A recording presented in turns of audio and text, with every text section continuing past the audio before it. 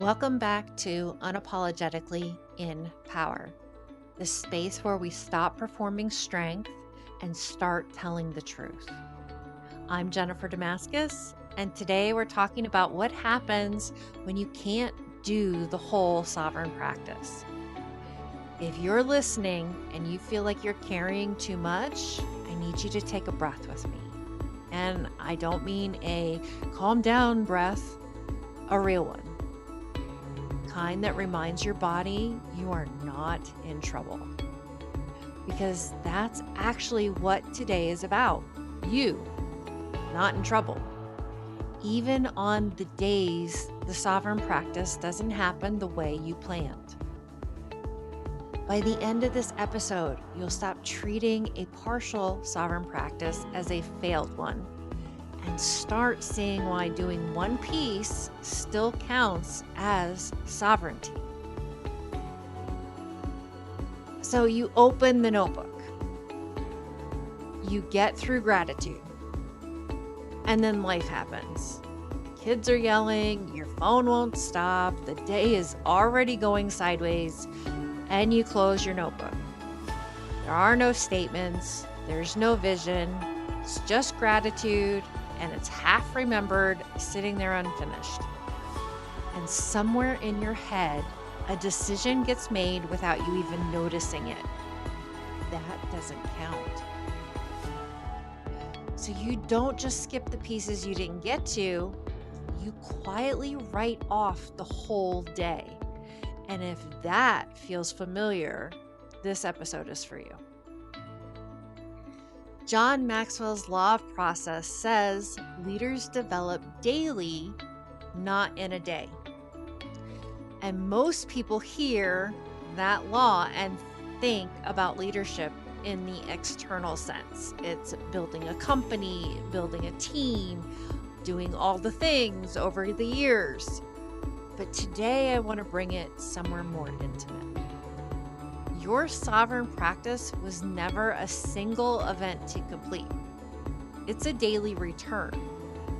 And some days that return is 10 minutes and all 3 layers. Some days it's 90 seconds and 1 line of gratitude. Both are the process, and neither one is the process failing. So here's what I've been noticing lately.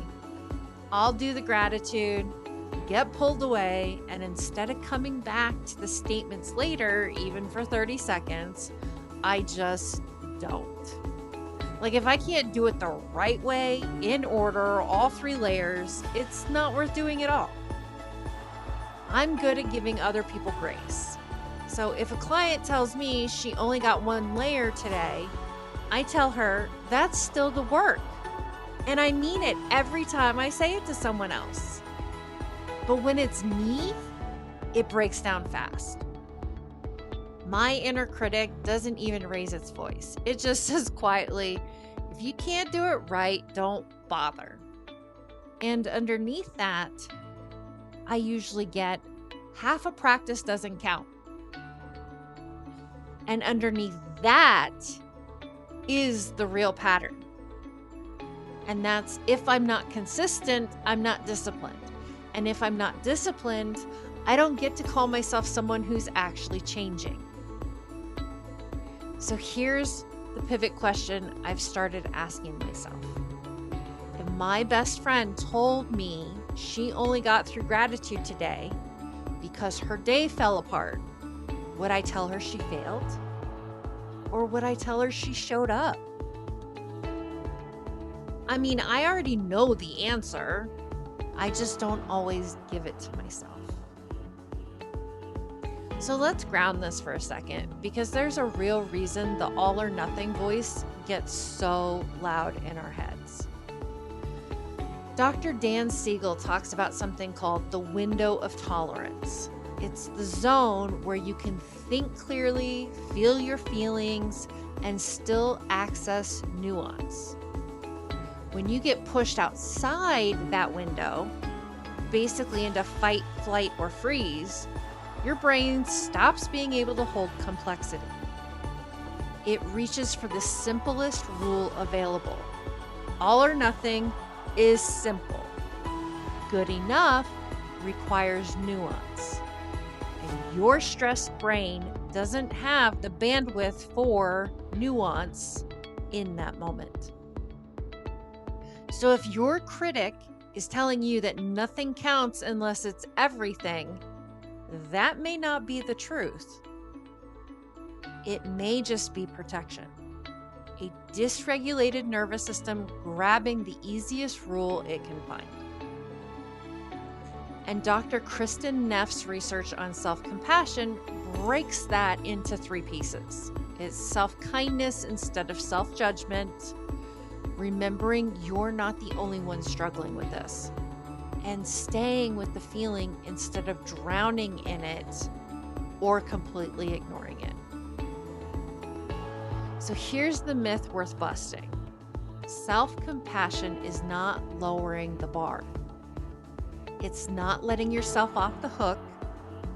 It's the thing that actually lets you come back to the practice tomorrow instead of quitting it for a week because today didn't look perfect.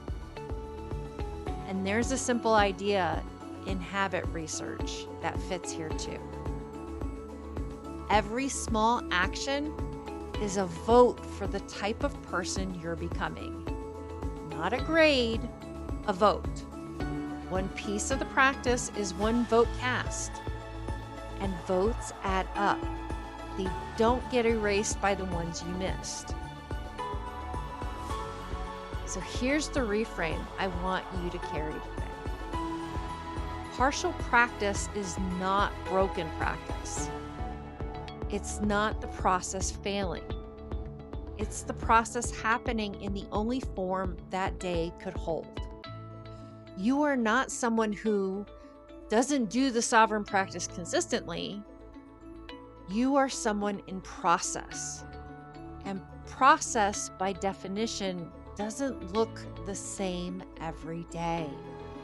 Some days it's the full 10 minutes, all 3 layers, notebook by the bed.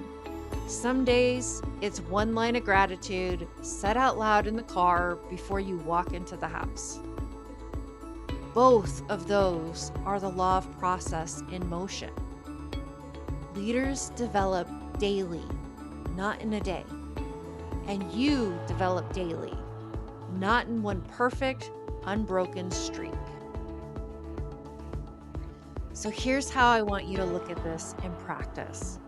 The first thing you do is do the piece you actually have, not the piece you wish you had time for, the one you have.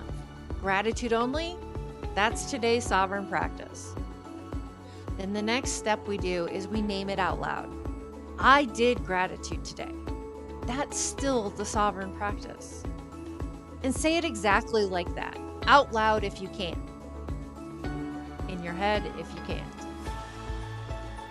The third step is drop the audit. Don't run the mental tally of what you missed. The tally isn't accountability. It's punishment wearing accountability's clothes. Tell her to stop borrowing them. Put them back in the closet.